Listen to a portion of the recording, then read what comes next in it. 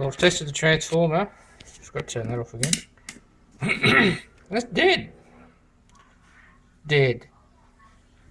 I've even wired these two here together to bypass that. Tested the output. Nothing. So I'm going to take this out, and apparently down in there, I need more light now.